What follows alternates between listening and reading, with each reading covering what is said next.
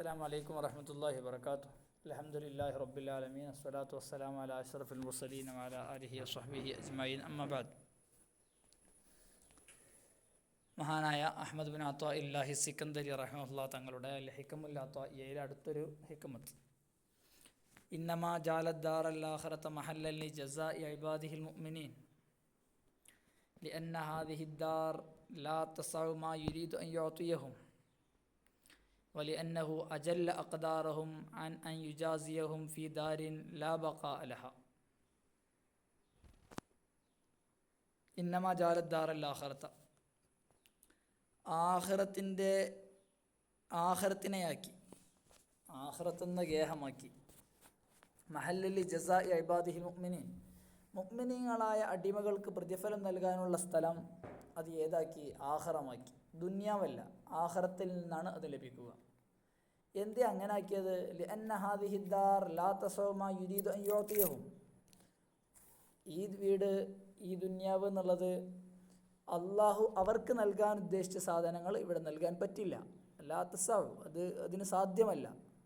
മാത്രവുമല്ല വലിഅന്നഹു അജല്ല അഖ്ദാറഹും അൻ യുജാസിയഹും ഫീ ദാരിൻ ലാ ബഖാ ലഹ, അവരുടെ സ്ഥാനങ്ങളെ അള്ളാഹു സുബ്ഹാനഹു വതആല ഉയർത്തി. ഏത് രൂപത്തിൽ ഉയർത്തി? അൻ യുജാസിയഹും ഫീ ദാരിൻ ലാ ബഖാ ലഹ, ബഖാ ഇല്ലാത്ത, ശേഷിക്കാത്ത, പെട്ടെന്ന് നശ്വരമായ ഈ ഭൂമിയിൽ അങ്ങനത്തെ ഒരു ഗേഹത്തിൽ അവർക്ക് പ്രതിഫലം നൽകുന്നത് ശരിയല്ലല്ലോ. അതിനേക്കാൾ അത്രത്തോളം താഴ്ന്നവരല്ലല്ലോ ഇവർ. അപ്പോൾ അള്ളാഹു സുബ്ഹാനഹു വതആല അവരുടെ സ്ഥാനം ഉയർത്തിയിട്ടാണ് എന്നെന്നും ശേഷിക്കുന്ന ബാക്കിയായ ഒരു വീടിൽ വെച്ച്, ആഖിറത്തിൽ വെച്ച് അവർക്ക് പ്രതിഫലം നൽകുക എന്ന രൂപം അള്ളാഹു സുബ്ഹാനഹു വതആല സെറ്റ് ചെയ്തത്. ഓക്കെ, അപ്പോൾ അള്ളാഹു സുബ്ഹാനഹു വതആല നമ്മൾക്ക് അറിയാവുന്നതാണ്. ദുന്യാവിനെ സെറ്റ് ചെയ്തിട്ടുള്ളത് ഇങ്ങനെയാണ്. കുറേ ഇടങ്ങേറുകൾ, അത് കുറച്ച് കഴിഞ്ഞാൽ നശിച്ചു പോകും. ഏത് ദുന്യാവിൻ്റെ എന്ത് മത്താകളായാലും അതൊക്കെ ഇങ്ങനെ നൈമിഷികങ്ങളായിട്ട് ഇങ്ങനെ തകർന്നു പോകും. ആ രൂപത്തിലാണ് അള്ളാഹു സെറ്റ് ചെയ്തത്. അള്ളാഹുവിന് നേരെ സെറ്റ് ചെയ്യാമായിരുന്നു, മറ്റേ രൂപത്തിൽ സെറ്റ് ചെയ്യാമായിരുന്നു. പക്ഷെ അള്ളാഹു സുബ്ഹാനഹു വതആല സെറ്റ് ചെയ്തത് അങ്ങനെയാണ്. അപ്പോൾ അങ്ങനത്തെ ഒരു ഗേഹത്തിൽ നിന്ന് ഇവർക്ക് പ്രതിഫലം നൽകുക എന്നുള്ളത് എന്തല്ല. അപ്പോൾ ആ പ്രതിഫലത്തെ, അല്ലെങ്കിൽ അവരെ മാനിച്ചുകൊണ്ട്, അല്ലെങ്കിൽ അതിൻ്റെ പൂർണ്ണത ലഭിക്കാൻ വേണ്ടിയാണ് ആഖിറത്തിലേക്ക് ഈ പ്രതിഫലം, അല്ലെങ്കിൽ മുഅ്മിനീങ്ങൾക്ക് നൽകുന്ന പ്രതിഫലങ്ങളൊക്കെ നീട്ടിവെച്ചത്. ഇത് മറ്റൊരു ഹിക്മത്ത് ഇതുമായി ബന്ധപ്പെട്ടിട്ടാണ്. ഇൻഷാ അല്ലാഹ് നമ്മൾക്ക് സംസാരിക്കാം. അപ്പോൾ ആഖിറത്ത് എന്ന് പറഞ്ഞാൽ നമ്മൾ ഈ ചിന്തിക്കുന്ന പോലൊന്നല്ല. രണ്ട് കാര്യങ്ങളാണ് പറഞ്ഞത്. ഒന്ന്, ദുന്യാവെന്ന് കൊടുക്കാൻ പറ്റിയ സാധനങ്ങളല്ല അള്ളാഹു കൊടുക്കുന്നത്, ദുന്യാവിന് അതിന് പറ്റൂല. മറ്റൊന്ന്, ആഖിറത്ത് എന്ന് പറഞ്ഞാൽ ബാക്കിയാണ്, ദുന്യാവ് എന്നുള്ളത് ഫാനിയാണ്, നശിക്കുന്നതാണ്. അപ്പോൾ ഒരു മനുഷ്യനും ചിന്തിക്കാൻ കൂടി കഴിയാത്ത രൂപത്തിലാണ് അള്ളാഹുവിൻ്റെ പ്രതിഫലങ്ങൾ ലഭിക്കുന്നത്. നമ്മൾ സ്വർഗത്തെക്കുറിച്ച് പറയും, മാല ഐനുൻ റഅത് വല ഉദുനുൻ സമീഅത് വല ഖത്തറ അലാ ബാലി ബശർ, കണ്ണുകൾ കാണാത്ത, കാതുകൾക്ക് ഇതുവരെ കേട്ടിട്ടില്ലാത്ത, മനസ്സിൻ്റെ ഉള്ളിൽ ചിന്തിക്കുക പോലും ചെയ്യാത്ത, ഇന്നതുപോലെ ആയിരിക്കുമെന്ന് ചിന്തിച്ചാൽ അങ്ങനെയല്ല സ്വർഗം, അതിൻ്റെ അപ്പുറത്താണ് സ്വർഗം. അപ്പോൾ ഒരിക്കലും മനസ്സുലുദിക്കാത്ത കാര്യങ്ങളാണ് സ്വർഗത്തിലുള്ളത്. അപ്പോൾ യഥാർത്ഥത്തിൽ അള്ളാഹു ആഖിറത്ത് അങ്ങനെ സെറ്റ് ചെയ്തിട്ടുള്ള. പിന്നെ നമ്മളിങ്ങനെ പഴങ്ങൾ, അരുവികൾ, ഇത് ഇങ്ങനെയൊക്കെ പറഞ്ഞത് ഇതൊക്കെ ചില മിസാലുകൾ മാത്രം, അല്ലെങ്കിൽ അത് നമുക്ക് മനസ്സിലാകാനുള്ള ചില രൂപങ്ങൾ മാത്രം അള്ളാഹു സുബ്ഹാനഹു വതആല പറഞ്ഞതാണ്. ഫലാ തഅലമു നഫ്സും മാ ഉഖ്ഫിയ ലഹും മിൻ ഖുർറത്തി അയുൻ, അവരുടെ പ്രവർത്തനങ്ങളുടെ പ്രതിഫലമായിട്ട് അള്ളാഹു സുബ്ഹാനഹു വതആല അവർക്ക് സെറ്റാക്കി വെച്ചിട്ടുള്ളത് ഒരു നഫ്സിനും അറിയാൻ സാധിക്കില്ല. എത്ര ചിന്തിച്ചാലും കിട്ടൂല. ലഹും മാ യശാഊന ഫീഹാ വലദൈനാ മസീദ്, ഓരുദ്ദേശിക്കുന്നത് കിട്ടും, മസീദായിട്ട് നമ്മുടെ വക വേറെ ഉണ്ടാവും.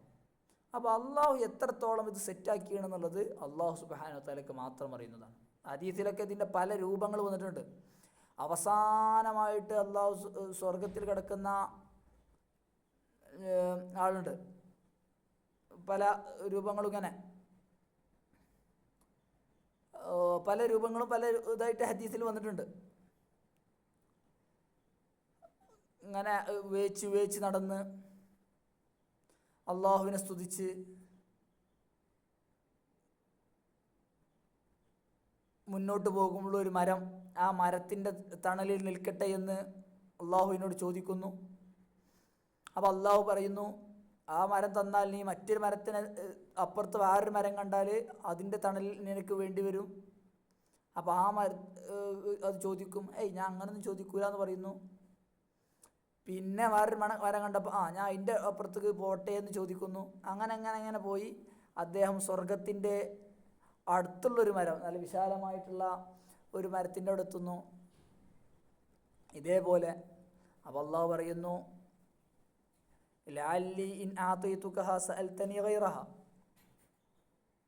അത് ചോദിച്ചാൽ അടുത്തവും കൂടി ഞാൻ തന്നാൽ അടുത്തവും കൂടി ചോദിക്കാൻ സാധ്യതയുണ്ട്. ഇല്ല, അങ്ങനൊന്നും പറയില്ല, ചോദിക്കൂല എന്ന് പറയും. പിന്നെ ഇങ്ങനെ ആ മരത്തിൽ പിന്നെ ഇങ്ങനെ ചോദിച്ച് അങ്ങനെ ആ സ്വർഗത്തിൻ്റെ അടുത്തുള്ള മരത്തേക്ക് എത്തും. അവിടെ എത്തിയപ്പോൾ ഫയസ്മഉ അസ്വാത അഹ്ലിൽ ജന്ന, സ്വർഗത്തിലെ ആൾക്കാരെ ശബ്ദങ്ങളൊക്കെ എന്നെ കേൾക്കുക. ആ സ്വർഗത്തേക്ക് ഇന്നൊന്ന് കയറ്റിത്തരുമോ എന്ന് അള്ളാഹുവിനോട് ചോദിക്കുന്നു. അപ്പോൾ അള്ളാഹു സുബ്ഹാനഹു വ തആല ചോദിക്കുന്നു, നിനക്ക് എന്താണ് അവിടെ താല്പര്യമുണ്ട്? ഞാൻ ദുന്യാവിൻ്റെ അത്ര തന്നെയുള്ള സൗകര്യങ്ങളും ഞാൻ നിനക്ക് തന്നാൽ നിനക്ക് തൃപ്തികരമാവുമെന്ന്. ഇതാണ്ട് കേട്ടപാടെ അയാൾ ചോദിക്കുകയാണ്, യാ റബ്ബി തസ്തഹ്സിഉ മിന്നി വ അൻത റബ്ബുൽ ആലമീൻ, ഇതെന്താ എന്നെ കളിയാക്കാണോ, പരിഹസിക്കാണോ എന്ന് അള്ളാഹു സുബ്ഹാനഹു വ തആലയോട് ഇയാൾ ചോദിക്കുന്നു. അങ്ങനെ ചോദിക്കാൻ കാരണം അവസാനമായിട്ട് വേച്ച് ചോദിച്ച് ഓരോ മരം കഴിഞ്ഞിങ്ങനെ വരുന്ന ഒരാളോട് അള്ളാഹു സുബ്ഹാനഹു വ തആല ചോദിക്കുകയാണ്, ദുന്യാവിലുള്ള അത്രയും അതിൻ്റെ മറ്റൊരു ദുന്യാ വ മിസ്ലഹ മൊത്തം നിനക്ക് തന്നാലോ എന്ന്. അപ്പോഴാണ് അദ്ദേഹം ചോദിക്കുന്നത്, അത്തസ്തഹ്സിഉ ബി മിന്നി എന്ന്, എന്നെ കളിയാക്കുകയാണോ എന്ന്. ഇത് ഉദ്ധരിച്ചിട്ട് മഹാനായ പ്രവാചകർ സല്ലല്ലാഹു അലൈഹി വസല്ലം തങ്ങൾ ചിരിച്ചു എന്നാണ്. അത്തസ്തഹ്സിഉ മിന്നി വ അൻത റബ്ബുൽ ആലമീൻ എന്ന് പറഞ്ഞത്.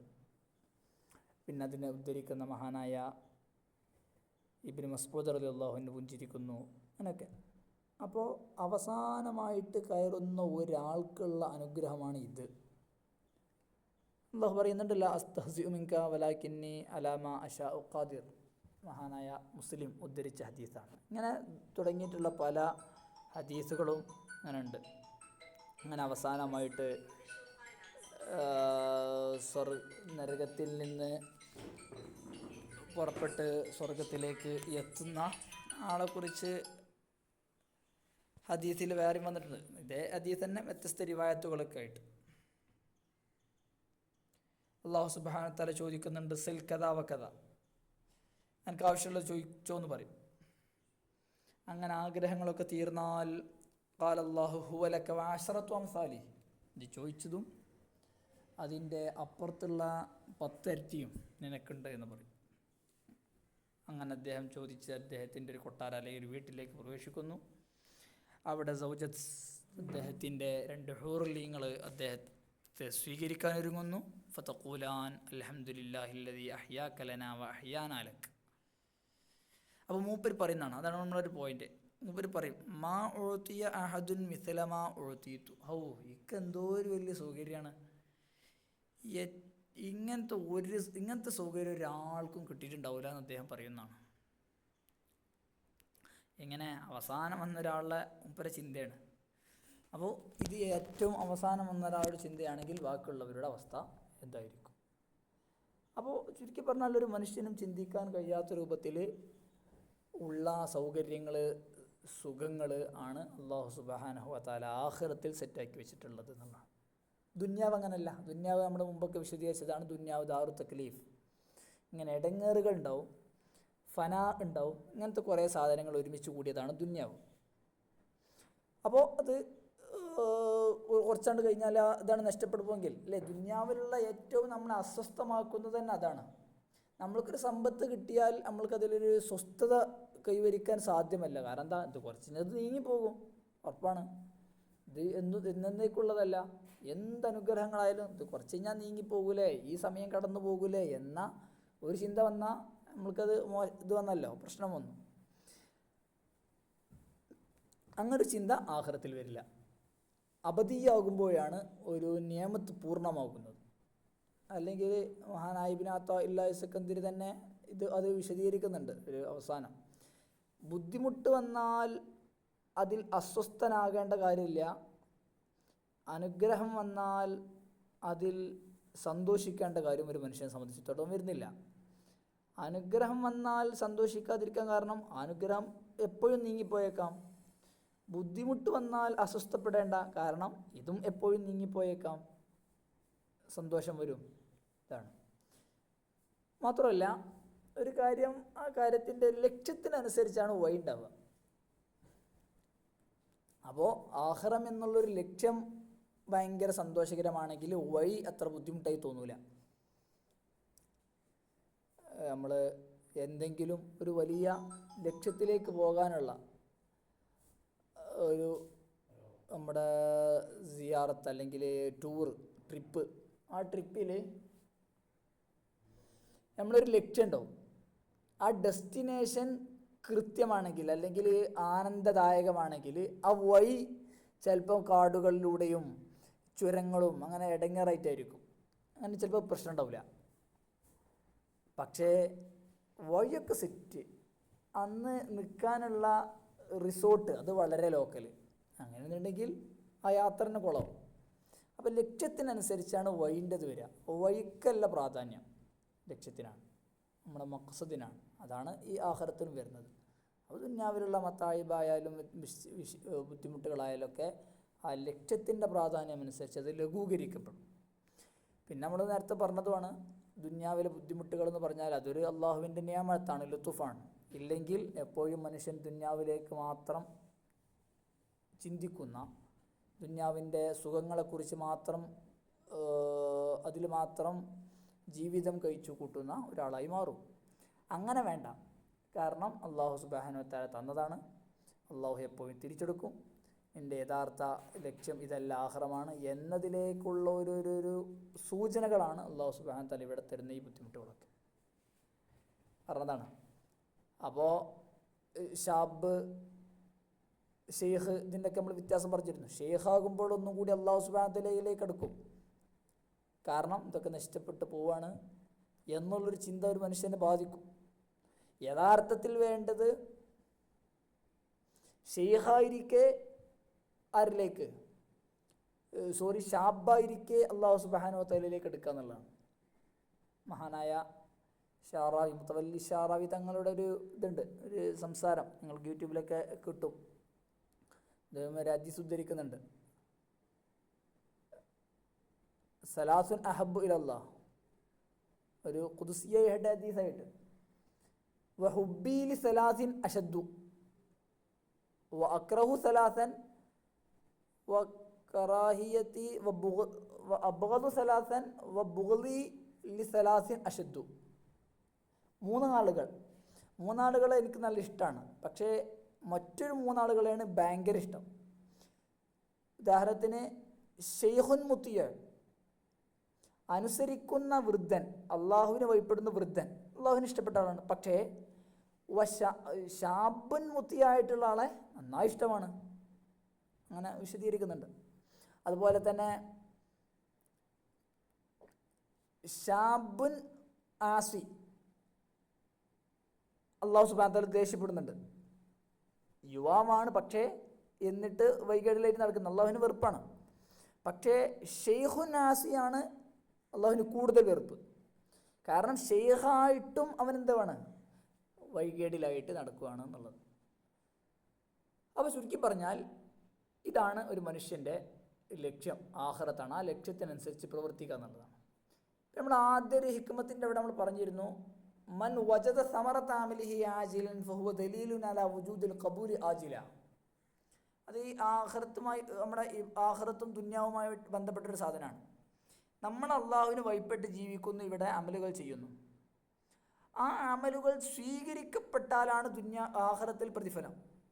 ആ കബൂലിയത്തിൻ്റെ അടയാളങ്ങൾ ദുനിയാവിൽ നിന്ന് തന്നെ നമുക്ക് കണ്ടെത്താൻ സാധിക്കും. എന്താ അതിൻ്റെ സമറത്ത്, അതിൻ്റെ ഫലങ്ങൾ നമ്മുടെ പ്രവർത്തനത്തിൽ ഉണ്ടാവുക എന്നുള്ളതാണ്. ആജിലായിട്ട് നമ്മുടെ പ്രവർത്തനങ്ങളുടെ സമറത്ത് കാണുന്നുണ്ടെങ്കിൽ, സമറത്ത് എന്താ, അതിൻ്റെ പ്രതിഫലം അല്ലെങ്കിൽ അതിൻ്റെ പ്രതിഫലനങ്ങൾ. നമ്മൾ നിസ്കാരത്തിലേക്ക് നിൽക്കുമ്പോൾ നമുക്ക് ലദ്ദത്താണോ തോന്നുന്നത്, തുമഅ്നീനത്താണോ തോന്നുന്നത്, അതോ ഇതൊന്ന് കഴിഞ്ഞ് കിട്ടിയാൽ മതിയായിരുന്നുള്ള ചിന്തയാണോ? ഈ ലദ്ദത്താണ് ഖബൂലിയത്തിൻ്റെ മേൽ അറിയിക്കുന്നത്. അങ്ങനെ കുറേ കാര്യങ്ങൾ. ഖുർആൻ ഓതുമ്പോൾ നമ്മൾക്ക് ഉറക്കം വരാനുള്ള ഉറക്കം പോവുകയാണോ? ഖുർആൻ ഓതുമ്പോൾ കലാമുള്ളയാണ് നമ്മൾ പാരായണം ചെയ്യുന്നത്. നമ്മുടെ ചിന്ത എന്തായിരിക്കും? മിക്കവാറും 1-2 വായത്തോടെ ചിലപ്പോൾ ഉറക്ക് വരും, അല്ലെങ്കിൽ വേറെ എന്തെങ്കിലും ചിന്തകളിലേക്ക് എത്തും. ഇങ്ങനെ നമ്മുടെ ലദ്ദത്ത് എന്തിലാണ് ലഭിക്കുന്നതിനനുസരിച്ചാണ്. ഒരു നിസ്കാരം കഴിഞ്ഞാൽ, നിസ്കാരം തുടങ്ങിയാൽ, നിസ്കാരത്തിൽ പൂർണ്ണമായിട്ടും അല്ലെങ്കിൽ നിസ്കാരം കഴിഞ്ഞത് വരെ നമുക്ക് ലദ്ദത്ത് ലഭിക്കുന്നുണ്ടോ ഇല്ല എന്നുള്ളത് മാനദണ്ഡമാണ്. ഇല്ലെങ്കിൽ ഇങ്ങനെ ചിലപ്പോൾ ഷർത്തും ഫർളും പാലിക്കപ്പെട്ടിരുന്നെങ്കിൽ ചിലപ്പോൾ സ്വഹീഹാകും. പക്ഷേ അള്ളാഹുവിൻ്റെ അടുത്ത് നിന്ന് കൂലിയും ചിലപ്പോൾ ചോദിച്ചാൽ കിട്ടണമെന്നില്ല. അള്ളാഹു സ്വീകരിക്കട്ടെ നമ്മുടെ പ്രവർത്തനങ്ങളൊക്കെ. മഹാനായ പ്രവാചക സല്ലല്ലാഹു അലൈഹി വസല്ലമ തങ്ങൾ ബുദ്ധിമുട്ടുണ്ടായാൽ നിസ്കാരത്തിലേക്ക് ഉളരുമായിരുന്നു എന്നതാണ്. കാരണം നമ്മളൊരു ഇടങ്ങേറുണ്ടായാൽ നമ്മൾക്ക് സമാധാനം ലഭിക്കുന്ന കാര്യമെന്തോ അത് ചെയ്യാനാണ് താല്പര്യപ്പെടുക. ചിലപ്പോൾ ഒരു വ്യക്തിയായിരിക്കും, ആ വ്യക്തിൻ്റെ അടുത്തേക്ക് പോവുകയാണ് ചെയ്യാം. റസൂൽ ബുദ്ധിമുട്ടുണ്ടായാൽ നിസ്കാരത്തിലേക്ക് ഉളരുമായിരുന്നു, പെട്ടെന്ന് പോകുമായിരുന്നു. അരിഹ്നാ ബിഹാ യാ ബിലാൽ, ബാങ്ക് കൊടുത്ത് നിസ്കരിക്കാൻ പറയുമായിരുന്നു മഹാനായ പ്രവാചക സല്ലല്ലാഹു അലൈഹി വസല്ലമ തങ്ങൾ. അതിലൂടെ റാഹത്തെടുക്കുന്ന ആൾക്കാരായിരുന്നു സ്വഹാബത്തൊക്കെ. അങ്ങനെയാണ്. അപ്പം ലദ്ദത്ത് നമ്മൾക്ക് എന്തിൽ ലഭിക്കുന്നു എന്നുള്ളതാണ്. മാത്രമല്ല, ഈ നിസ്കാരത്തിൻ്റെ ഒക്കെ പ്രതിഫലനം നമ്മുടെ ജീവിതത്തിൽ കാണുന്നുണ്ടോ എന്നുള്ളതാണ്. നസ്സലാത്തു തൻഹാ അനിൽ ഫഹ്ശാഇ വൽ മുൻകർ, അല്ലേ? നിസ്കാരം മോശത്തരത്തെ തൊട്ട് തടയുന്നുണ്ട്. അങ്ങനെ തടയുന്നുണ്ടോ? തടയുന്നുണ്ടെങ്കിൽ ആ നിസ്കാരം സ്വഹീഹാണ്, ഖബൂലിയത്തിൻ്റെ ഉദ്ദേശ്യമാണ്, അല്ലേ? ഹാജിമാർ ഹജ്ജ് ചെയ്തു, ഹജ്ജ് സ്വീകാര്യമായി എന്നുള്ളതിൻ്റെ തെളിവെന്താണ്? ആ ഹാജി ശേഷമുള്ള ജീവിതം കൃത്യമാക്കുന്നുവെങ്കിൽ, അള്ളാഹുവിന് വഴിപ്പെട്ടതാക്കുന്നുവെങ്കിൽ ആ ഹജ്ജിൻ്റെ ഖബൂലിയത്തിൻ്റെ മേൽ അറിയിക്കുന്നതാണ്. ഓക്കെ, എന്താണ് സമറത്ത് വെളിവാകുക എന്നുള്ളത്. അപ്പോൾ ആ സമറത്തൊക്കെ വെളിവായ സമറത്തോടെ അള്ളാഹുവിൻ്റെ പക്കലെത്തുമ്പോഴാണ് ഒരു അമൽ ഖബൂലായിട്ട് അതിൻ്റെ പ്രതിഫലം അള്ളാഹു സുബ്ഹാനഹു വ തആല തരിക. വഫഖനല്ലാഹു വആഖിറു ദഅവാനാ അൽഹംദുലില്ലാഹി റബ്ബിൽ ആലമീൻ. അസ്സലാമു അലൈക്കും വറഹ്മത്തുള്ളാഹി.